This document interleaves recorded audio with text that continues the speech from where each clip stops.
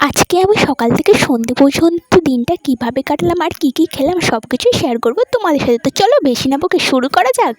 প্রতিদিনের মতন আজও আমি গেছিলাম বাবার মন্দিরে, আর বাবার মন্দির থেকে পুজো টুজো করে তারপর চলে আসি বাড়িতে এসে গোপালকে চান করাতে বসে পড়ি, কারণ আজকে আর মেজদি চান করিয়ে রাখিনি গোপালকে। তারপরে গোপালের চান করানো হয়ে গেলে গোপালকে সুন্দর একটা জামা পরিয়ে দিয়ে তারপরে তিলক কেটে সুন্দর করে হাড় কানে চুড়ি পরিয়ে মটক পরিয়ে তারপরে বাঁশি দিয়ে দিই হাতে।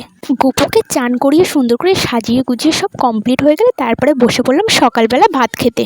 আজকে সকালে আমি ভাত খেয়েছিলাম আলু সিদ্ধ আর ডিম ভাজা দিয়ে। একাদশীর পরের দিন ভাতটা খেতে যে কী ভালো লাগে সে আর কীই বলবো। যাই হোক, সকালবেলা খাওয়া দাওয়া করে আমি আর মেজি দুজনে মিলে আমাদের পাড়ার রাস্তায় একটু গল্প করছিলাম আর হাঁটছিলাম। তারপরে হেঁটে টেটে একটু গল্প করে বাড়ি আসলাম। বাড়িতে এসে মনে পড়লো আগের দিন জামাইবাবু আমাদের জন্য পাউরুটি এনেছিল, তো মা আর মেজি দুজনে সকালে চা দিয়ে খেয়েছিল। তারপরে আমি পাউরুটি খেতে বসে পড়লাম। পাউরুটি খাওয়া হয়ে গেলে তারপর টিভি দেখা শুরু করলাম। টিভি দেখতে দেখতে যখন দুপুরে খাবার টাইম হয়ে যায় তারপরে বসে পড়লাম দুপুরবেলা খেতে।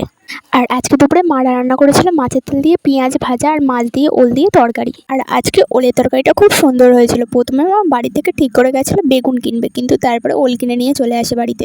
আর মাছটা মেজদি ভুল করে সোমবারের দিন কিনে ফেলেছিল, ওর মাথায় ছিল না যে সামনে একাদশী আছে আর মঙ্গলবার আছে, যেহেতু মঙ্গলবারে মা নিরামিষ খায় আর বুধবারের দিন একাদশী ছিল, সেই জন্য মাছটা পাশের বাড়ি আর কাকিমাদের ফ্রিজে রেখে এসেছিল। এই দুদিন পরে আজকে বার করে এনেছিল মাছটা। আর বাড়িতে মাছ রান্না হলে আমার খেতে খুব লেট হয়, কারণ আমি ঠিক মতন কাটা বাছতে পারি না। পেটির মাছ হলে আলাদা ব্যাপার, কিন্তু এমনি ডাকা মাছে আমি একদম কাটা বাছতে পারি না। দুপুরবেলা খাওয়া শেষ করে তারপরে কিছুক্ষণ টিভি দেখে বিকালে পড়াতে যাওয়ার টাইম হয়ে গেলে বেরিয়ে পড়লাম পড়াতে যাওয়ার জন্য। তো আজকের জন্য এতটুকুই, দেখা হচ্ছে নেক্সট ব্লগে।